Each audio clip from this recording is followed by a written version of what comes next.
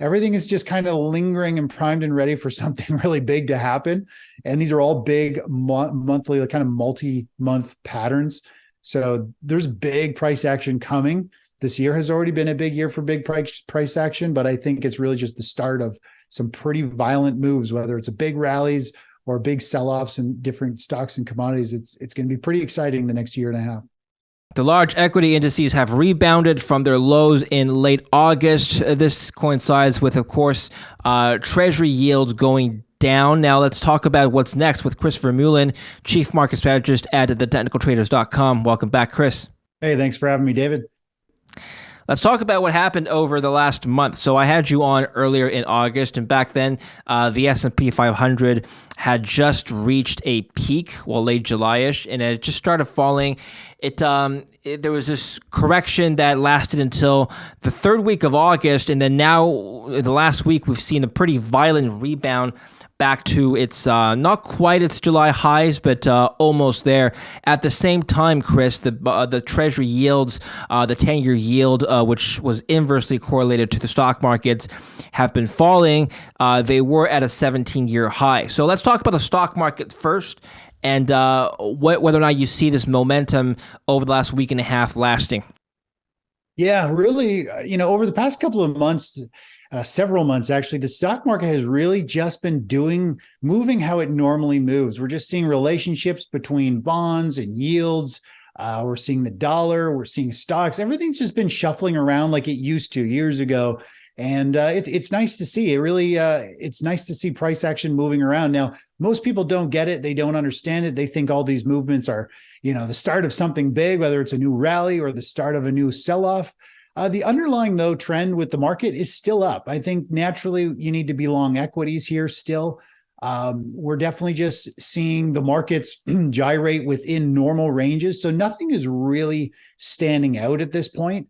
We definitely have seen a big wave over the last few months of a lot of more aggressive traders stepping back into the market, getting into tech and small cap stocks like the ARK ETFs and the AI. And that really, we saw some profit taking. We saw that fizzle out a little bit. And really, we saw the VIX pop up and have quite a rally, telling us there was some fear. All those people who are in those growth stocks quickly realized a 15 to 20% drawdown through August, which is a pretty sharp drop in only a couple of weeks. And we saw, so the VIX was up, so people were getting nervous. And we also saw the put call ratio trade very high for several days, over 1. And that's telling us, both of those are telling us people are scared. And not only that, but they're betting using leverage, options to the downside. So people went from being really bullish in June and July to completely jumping ship and saying, I'm selling out all those stocks and I'm now buying put options. I'm going to leverage this. I want to catch this next drop. And believe it or not, everything peaked out and we hit a threshold on the put call ratio right as the stock market put a bottom. And literally everyone bought all their put options right at the bottom and the markets ripped higher. And I mean, to most people, this is a shock. They don't get it. They're like, how did I buy such terrible timing on this and get out and buy leverage to the downside? And it goes against me. But really, when we look at the charts from a technical standpoint, I mean, it's great to see all these normal moves happening again. And I think that's one of the reasons we're having this really sharp rebound that you just mentioned, is because everybody just was in the opposite direction a couple of weeks ago, betting to the downside, expecting it to go lower. All the weak hands sold all their positions saying, I'm done, I'm out. And once they're done selling, it's only people left who want to buy and who are comfortable holding it to ride higher. So that's, I think, why we got this knee-jerk reaction. The big question right now, is this just an oversold technical bounce, or is it the start of another leg higher where the indexes might go up and test those all-time highs that we saw back in 2022? So that is what we're waiting to see right now. But I mean, the trend again is still up for equities right now. Could you argue that the rebound over the last week and a half was just short covering from earlier this month? It could be. I know for sure there's got to be a day or two in there that was short covering. That big rally day that we saw, I don't remember what day that was, but it was, everything just shot through the roof. It was a big percentage gain across the board on all indexes and sectors.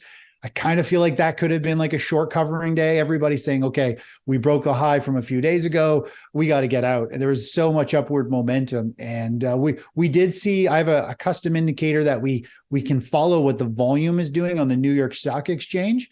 And it spiked way up at 7 of people buying things, meaning everyone, it seemed like, was buying and unwinding any short positions. So I would say one of those big days was a short covering day of people saying, oh gosh, I'm wrong again, got to get out.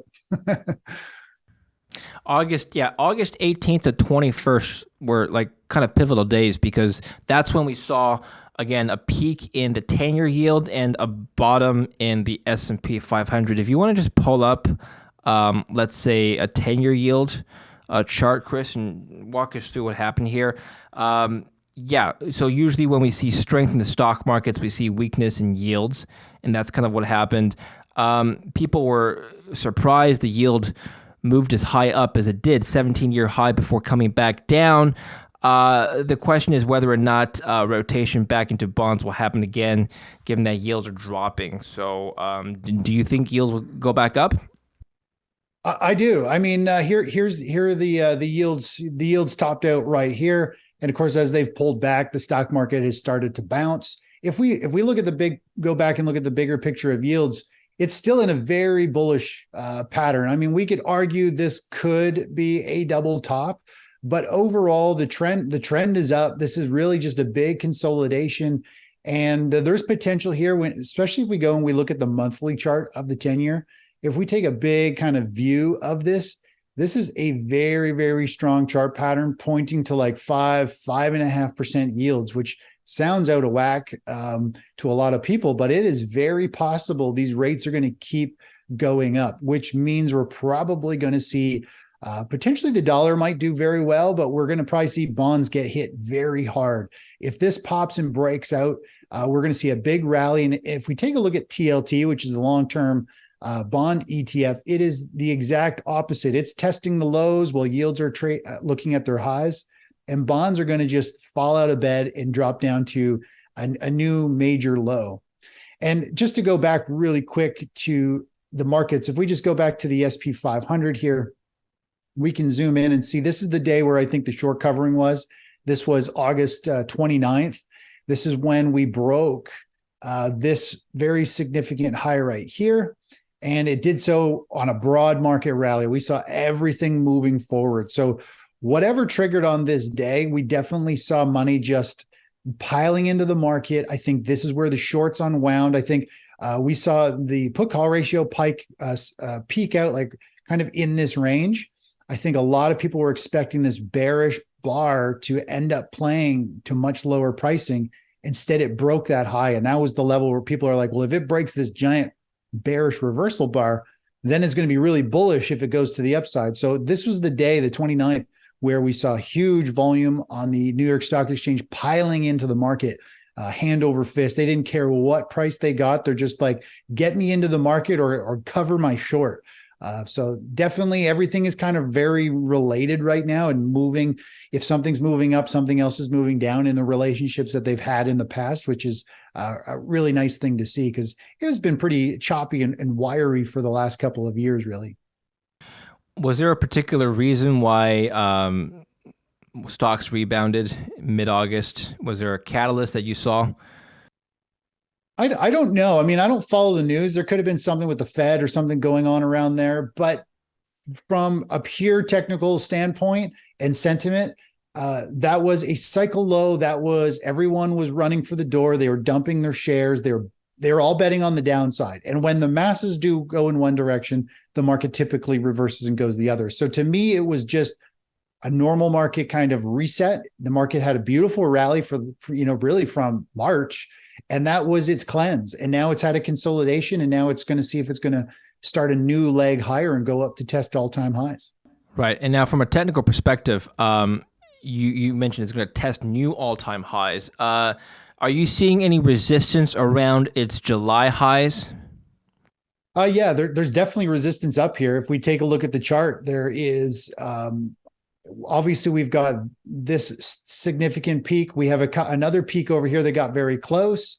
We had some wick lows through here. We had a lot of volatility, big range right through the middle here. So there is definitely a lot of resistance. It's also probably one of the reasons why we saw the market pull back, because it hit a very significant resistance zone. And I should note the dollar also hit resistance. And typically, if the dollar hits resistance and falls, we tend to see, the dollar started a big rally. It started to break out and start to move higher. The yields hit resistance. A lot of different things kind of happened on this right at this point where things kind of pivoted and shifted direction. So from a technical standpoint, we saw equities hit resistance and get rejected. A lot of other things coincided with, like a move up in or down in the dollar and yields. They all just kind of swung and pivoted on a very similar type of either support or resistance, depending which asset it was. So that leads to my next question: is how you've made the conclusion that it'll reach new all-time highs if it's currently, again, reaching these resistance levels and not yet breaking through. Yeah, I mean, resistance typically always has a bout of selling. It's usually a pause or a pullback at it. I'm not saying it's going to hit all-time highs, but from a market standpoint, the market is, it's in an uptrend. It's more likely to continue that larger underlying trend to the upside. If this market does push up and start to get, especially if it breaks this recent July high, if it gets up to these other highs, it's going to be a very, very good sign for the markets to get more people in. I still feel as though this is a retracement rally. So we had a bear market in 2022, and all this is a retrace. All this year's big rally is, a lot of people are like, oh, this year's a huge rally. I'm like, well, yes, it's a rally, but people think it's like gains. The reality is all you're doing is recovering money that you lost, and we're not even at kind of all-time highs. And so this rally up here is just a retrace at this point. And if it gets up to these highs or just pokes to a nominal new high, which we've seen during other major stock market tops, the market is going to get very bullish because it's going to be headline news. SP 500, NASDAQ hit new all-time highs. We're back into a raging bull market. That's enough for anyone on the sidelines to more or less be like, I got to get in. I cannot miss another major rally. And that'll probably be when we see all of our indicators, all the technical side will show the herd, the masses are piling in. And once that wave is done, we tend to see, in the past, we've seen massive distribution selling step in. I think it's like big institutions, big funds, they start unloading. I think a lot of them see pretty tough times ahead. Nobody's going to want to admit it because it kind of goes against what they want to do. But I think if we get the masses piling in, lots of volume, we're going to see a lot of selling.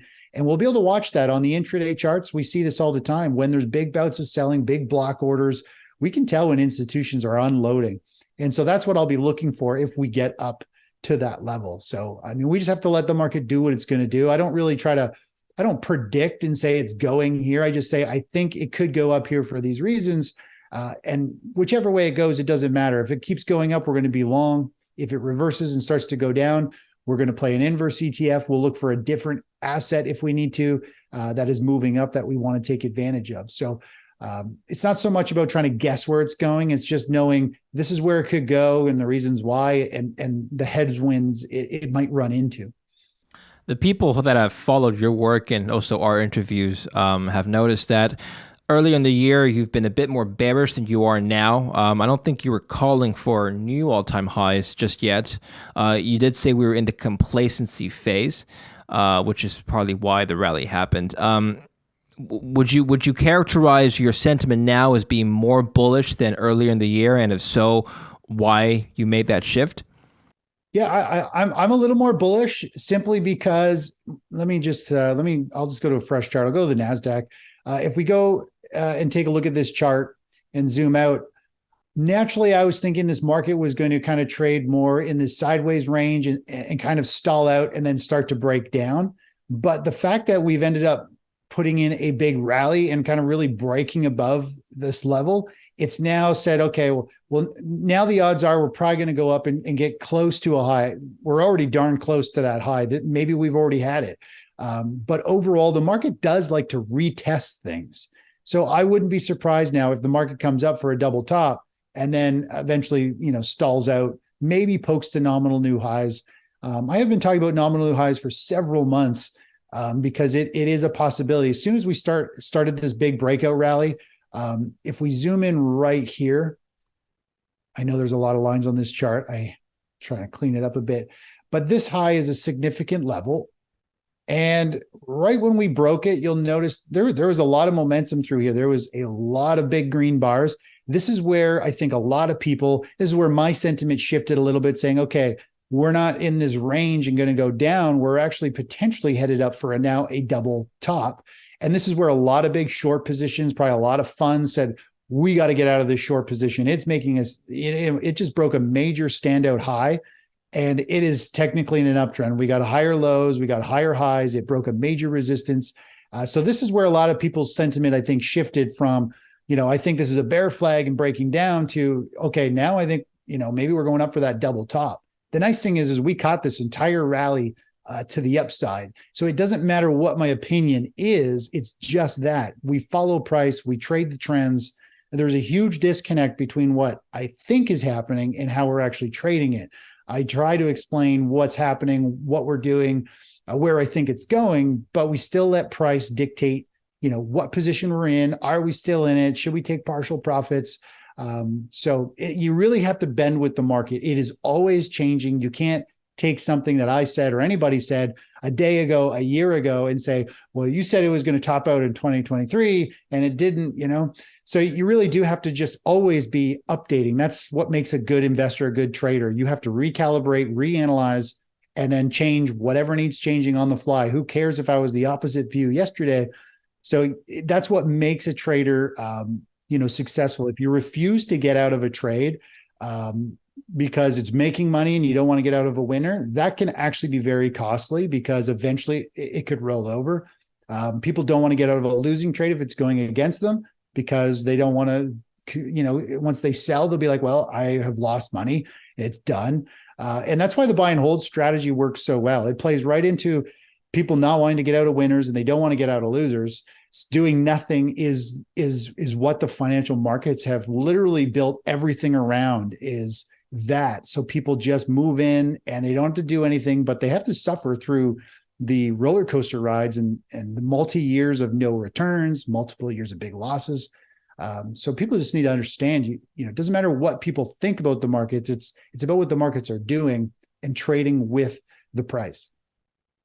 Now, Chris, you mentioned that you early in the year you had suspected the S&P or NASDAQ would trend down and break their rally. So generally speaking, this comes to your trading philosophy. At what point do you change your thesis? At what point do you see a trend going the opposite way of what maybe you initially expected? This is for any trade that you put on, whether for an index or an individual asset, and say it's time to reverse and back out of a particular trade.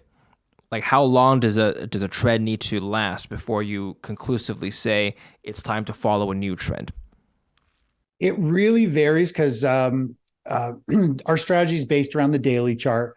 So depending what the market internals are doing, so there's all assets are related in some way. Maybe not directly, but if something else moves, it moves something else that moves it. So there's always money flowing through different assets. And so our strategy uses and follows a lot of different things between, there's precious metals, utilities. We look at cycles, we look at technical analysis, so price trends. And so, for example, we could actually be in a strong uptrend and, well, somewhat of a strong uptrend. It could be weakening behind the scenes. And 2 or 3 or 4 down days of the market, which don't even have to be big, could trigger us a sell signal because all these intermarket workings have already been weakening and they've already reversed directions. They're already showing signs of money's been running from the markets, even though it's been going up. So we've got, historical trades where we get in and we get a sell signal before prices almost even started to go down. And so, it really, and sometimes it can take several weeks for a trend to reverse, even if it's trading sideways or down. It really depends on what all the little interworkings are doing and if they're moving together or mixed.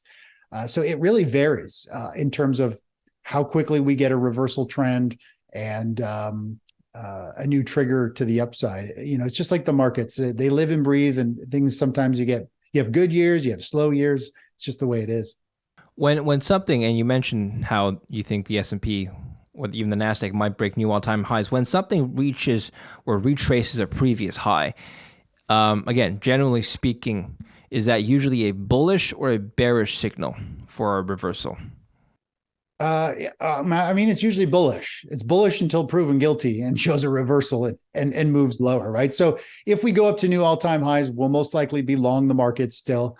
And we'll have our eyes peeled. We'll be like, okay, is there big volume out there ready to just hammer and unload shares, or is this going to keep going up? New highs is always bullish, really, because you have no overhead resistance. The thing is what happens right after it hits new all-time highs?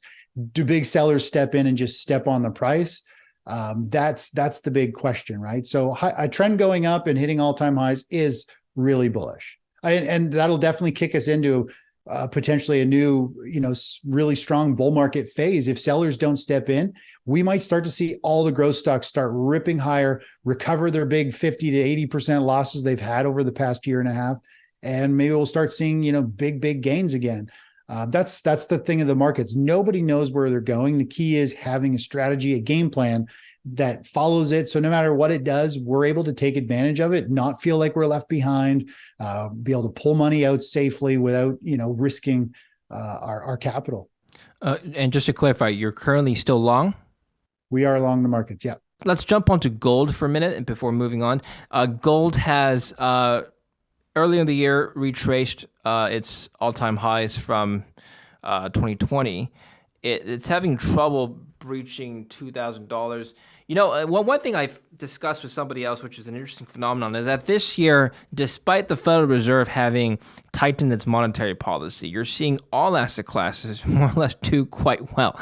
So gold spiked up this year, stocks spiked up this year, bonds as well. Real estate hasn't collapsed. It's just an interesting phenomenon when everything is going up. Are you surprised that, first of all, gold hasn't followed an inverse correlation to the stock markets for most of the year? No, I think gold is on par for what I was kind of expecting. I'm expecting gold to hold up or maybe even continue to push higher back up towards those all-time highs over the next potentially couple of months. It might be they might be coming back to life here. I think we're going to see the energy space, potentially precious metals, pick up speed and have a nice pop and rally. Gold more so is the defensive global safe haven. So I think there's a lot of people in a lot of countries nervous, and that's why gold is held up. It's kind of that more comfortable store of value. It doesn't have like a big day on gold is like a 1.5% day, whereas silver can move like 5-8% a day. So people who want to store value in a metal that they believe that has more of a monetary kind of feeling than silver, for the average investor, gold is holding up. And I do think it's probably going to get about a selling if the stock market does have a big correction. It's holding up because I think it's looking forward. It doesn't matter what the Fed is doing, the monetary policy. I mean, investors are forward looking. I think a lot of investors see tough times. They probably see the dollar eventually devaluing. And that's one of the big things that I think gold traders, investors believe in is there's tough times ahead. Gold is that store of value. And I feel like this market is like an airplane going up, and it's kind of just starting to shudder. It's not quite ready to stall yet. And gold is kind of waiting for that. But when the plane does stall and when the markets collapse, unfortunately, it will pull probably precious metals down with it temporarily. But gold's holding its value because I think a lot of people see it as kind of a store of value to sidestep a big drop in equities. Yeah. Okay, let's talk about the DXY for a minute. The DXY has been interesting. It year on year, it's kind of flat. Now it's been rallying from its lows in July, and that has more or less coincided with what has happened with the stock market, barring shorter term changes. Can we take a look at the DXY and the technical trends around the dollar? Yeah, so the dollar, I mean, it's performing pretty well. It's trying to carve out a bottom. We had a big correction back here from it topped out in 2022. And I think it's carving out a bottom, and we're eventually going to see it have a fairly significant rally. I think the dollar is going to rally if and when we have a big stock market correction, something where, a stage 4 decline, which is like a financial reset, like the tech bubble, like 2008. I think we could see the dollar go back up to 114, potentially all the way back up to 120, 121. The monthly chart shows a good picture of what happens kind of during chaos. If we look back here, there was the tech bubble. We saw the dollar rally higher. We had the 2008 financial crisis, which I think we saw a big rally in the dollar. And I think we're going to have another financial reset, and we're going to see the dollar push back up somewhere up into this range. And eventually, once it tops out and starts to head down, that'll be, the bear market will be over. That'll be when I think precious metals are going to like take off and skyrocket. Obviously, the stock market will as well. But this is when I think we start the next major super cycle, just like we saw back in 2000, 2001, where the dollar topped out and we saw gold skyrocket for years. I think that same thing will happen in the dollar. Who knows where the dollar will be, 2, 3, 5 years after that. So right now, the dollar is trying to carve out a bottom, but I do feel like it will head higher eventually. But right now it's kind of still in a downtrend. It's trading kind of sideways. It really has kind of pulled right back down to this breakout zone. All of these highs, it popped and busted through those, and now it's coming back down, settling into support. Just like the stock market is kind of at all-time highs almost, like we're testing the NASDAQ, the SP 500. The dollar's at support, stocks at resistance, gold is up near the highs. Everything is just kind of lingering and primed and ready for something really big to happen. And these are all big monthly, kind of multi-month patterns. So there's big price action coming. This year has already been a big year for big price action, but I think it's really just the start of some pretty violent moves, whether it's a big rallies or big sell-offs in different stocks and commodities. It's going to be pretty exciting the next year and a half. But you're talking about not just the dollar right now. Are you talking about violent moves in the stock markets as well? Yeah, across the board. We're going to see, I think, a lot of things have huge runs and huge sell-offs. It's like an Alfred Hitchcock movie. I think I read a quote a while ago. It's like a great horror movie isn't that you don't know whether or not you're going to get scared. You know you're going to get scared at some point. You just don't know when and how it's going to happen. So yeah. We're waiting for that big scare. Think of the double top in the stock market. This complacency rally is like the dead always comes back for that one jump scare, right? You come right back up to all-time highs for one last, like, oh my gosh, we're going up. And then it, you goes just know it's coming. You just don't know exactly. Can you actually pull up, I don't know if you have it already, but the chart where you show the cycles of the psychological trading cycles? We were in the complacency phase. I don't know if we still are in that phase. Yeah, I'd say we're still in the complacency stage. I mean, everybody I talk to is bullish on the stock market. Every advisor is like raging bull. I mean, it's crazy. Everybody's converting. I mean, this little bit of weakness we had over the last month or so has shaken up the shorter term traders and got some people nervous. But I still feel like we're in this complacency stage. The average investor is adding. They're telling you to double down, like add up, like this is the start of the next rally. I still feel like we're in this complacency, whether it goes up to the highs or stalls out where we are now. I mean, it's going to be very, very interesting to see how this plays out. And if it does, it'll be interesting. We can watch each of these levels hit as we go through the stage 4 decline. And these two are the real ones that, the tension in the air, the fear in the news. I mean, it is such a weird vibe. The nice thing is we don't have to be part of that. We can actually kind of live this side as the exciting side, as you and I have talked about before. If the markets start to break down, start to break the lows from last year, people are going to start to get anxiety going, is it really, I can't believe we're going into a bear market. I don't think it is. And, when people have anxiety, us as technical traders are going to be like optimistic. We're going to be like, oh my gosh, we might be going into stage 4. This is awesome. And then people can't believe how much they're losing as the market's free falling. And we're going to be like, oh my gosh, we are in full on stage 4. This is like, we can make a lot of money during this collapse. And then as people panic and bail out of the positions, our positions will be rocketing higher, our accounts pushing up. We're like thrilled, euphoric. We're like, this is icing on the cake, protect our capital, move our stops up.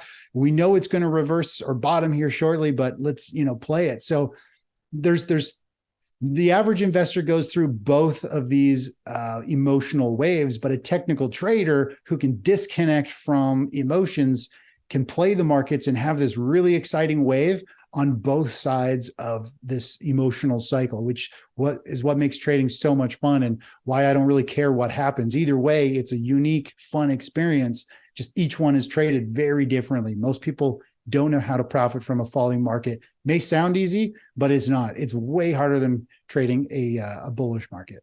Have we seen this the anxiety and denial and panic phase in recent? When was the last time we saw that phase? I would say that would be back. Like, let's go to the SP 500. We'll go maybe over to just to illustrate a real life example of what that looks like.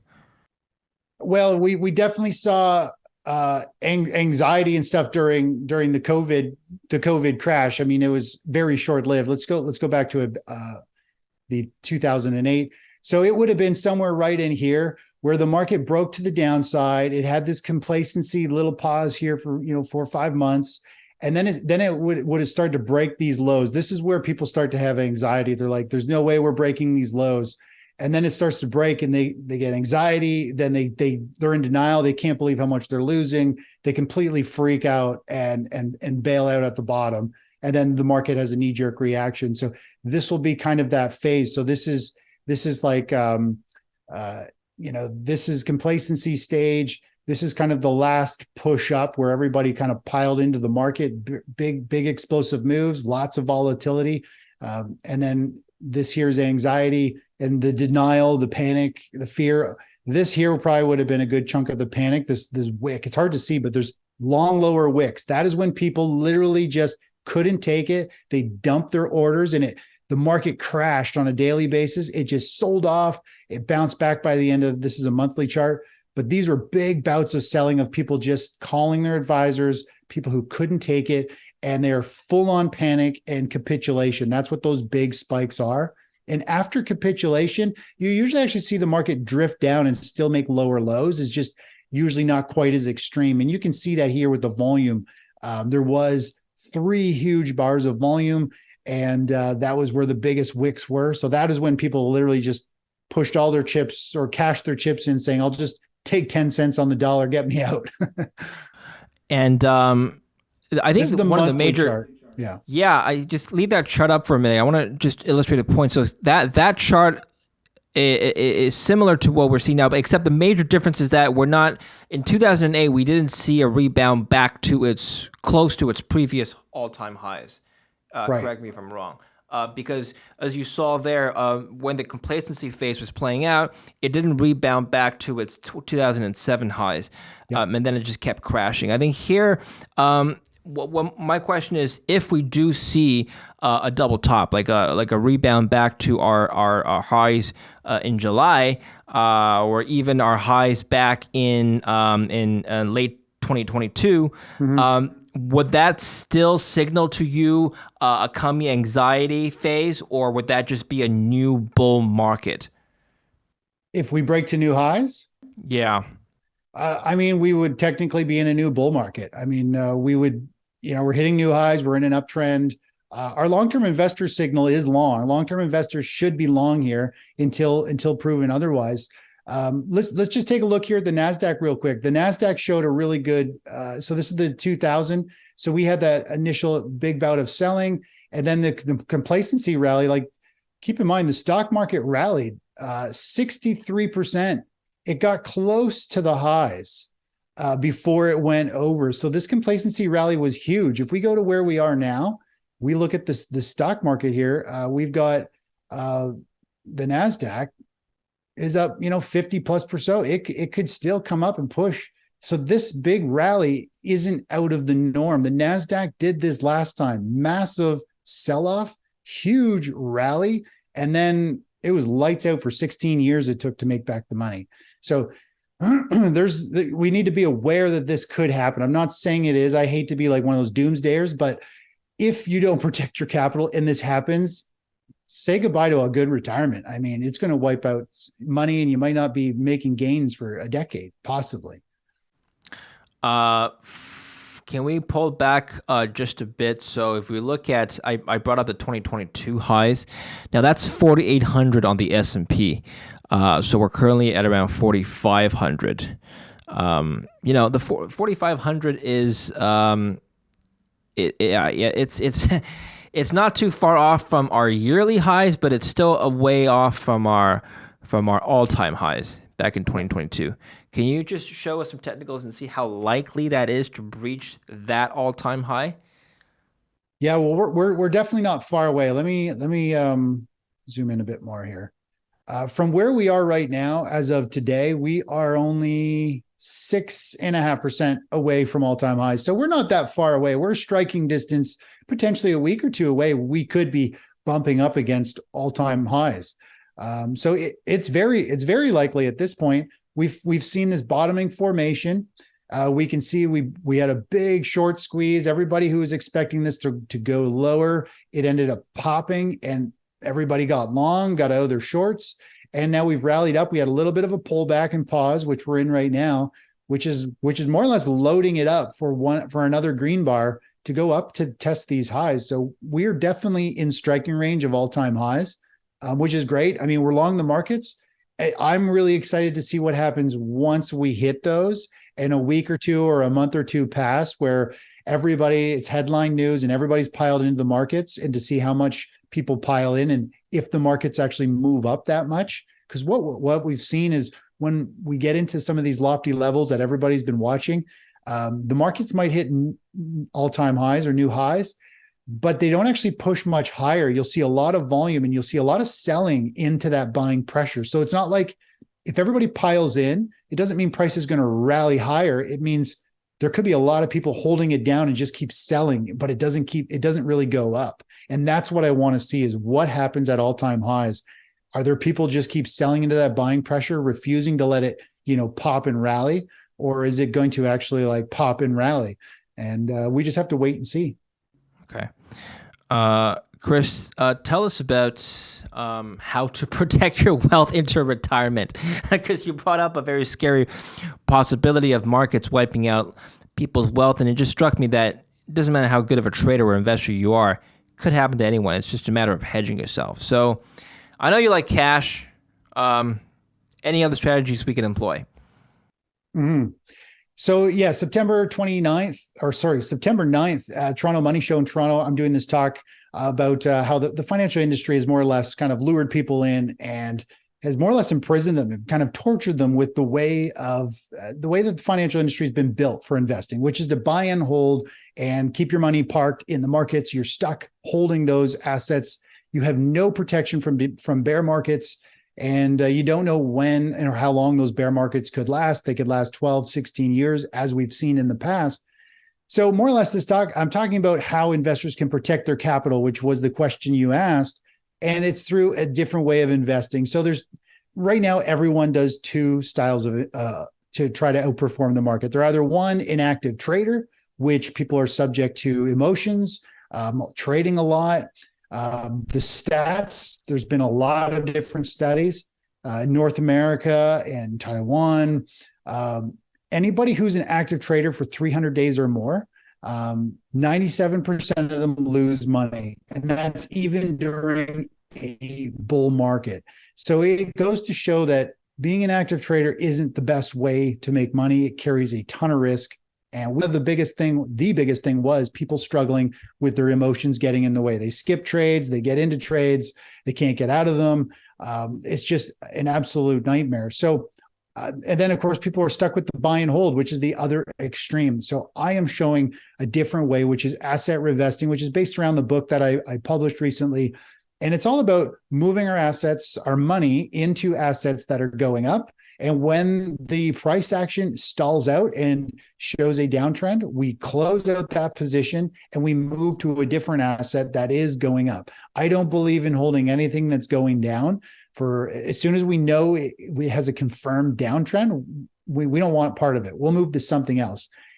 It goes against of what a lot of people are used to doing because they believe they need to always be in trades, which is what you mentioned. I do like cash. Cash is, believe it or not, a pretty darn good position when everything is going down.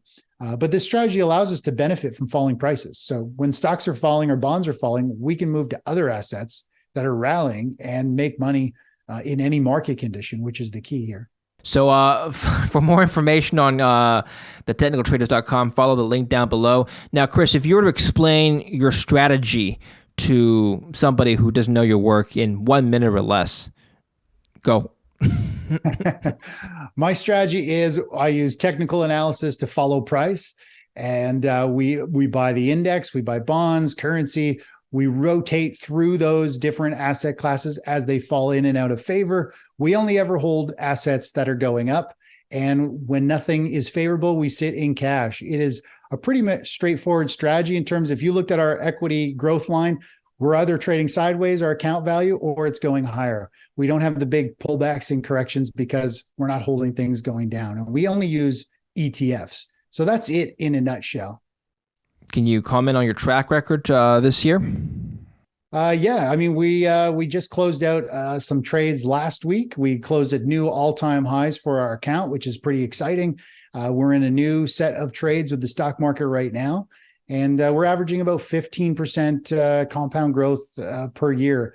Some years are big, obviously. Other years are relatively flat. That's the way the markets are. But yeah, we're just constantly hitting new all-time highs, which is a really great feeling, especially during 2022, to be getting wealthier while everybody else is struggling and panicking. And that's just simply because we can benefit, sidestep falling prices and move into things that move up. And when we do that, we're always moving into slower moving assets. So when the markets are wild, we're in like really slow things like the US dollar index, like the DXY you and I talked about. There's an ETF for the long, for the inverse. So it doesn't matter which way it's going, but it's a very nice trending asset and it moves really slow. So when there's chaos, we can move to something that's consistent and we can pull more money out of the market. And that's the whole key here is reduce volatility, reduce stress, increase returns. What hurts you emotionally more, missing out on gains or losing?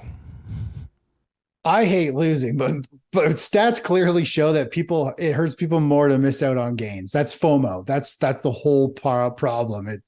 People have to get in. If something's moving and it moves long enough without them, they're like, that's it, I'm in. It's usually the worst is when you're debating whether or not to get in on something, like on a position, and then you decide not to for whatever reason, and then it just shoots up. And then you just beat yourself up over it, over and over again. And then you think, well, maybe I shouldn't do that next time. So next time you go straight in as soon as you have some sort of conviction, and then it trades the other way. Yeah. I mean, that's painful. And that does happen sometimes with my strategies that I share and that I pretty much all trade almost exclusively. That doesn't really happen. I get a signal, and whether I want to take it or not, I even tell this to subscribers. Sometimes I'm like, I'm nervous to take this, but we have to take it. And it's the ones where I'm actually the most nervous are the ones that work out the best. The market has this way of, not wanting you to get in when the going's good. Typically, the scenario you just said is more so on discretionary trades. If I'm looking at some other random little stock or trade I want to do and it pops without me, I'm like, dang it. Or, the opposite, I finally get in and it drops. I don't really do much discretionary trading at all anymore. The only discretionary trading I do more or less is buying physical metals. Randomly, I'll get the urge. I'll be like, I want to just, I'll pick up some metals, but I don't trade individual stocks or penny stocks. There will be a time when I get back into that, which is definitely more emotional. And that's where you get into that scenario where things can pop and you feel bad for missing it or bad for getting in at the worst possible time. But we're not in that market environment yet where I want to start focusing on some of those individual rocket ships. Okay. Well, let's continue this conversation another time. I'd like to get your take on timing a little bit more. So your philosophy and strategies on timing things and pivoting in and out of positions. We'll have a more thorough discussion about that next time. So stay tuned and follow Chris's work down in the link below. For now, thank you very much for joining us today. Thanks, David. Always a pleasure. Always a pleasure to host you, and thank you for watching. Don't forget to subscribe.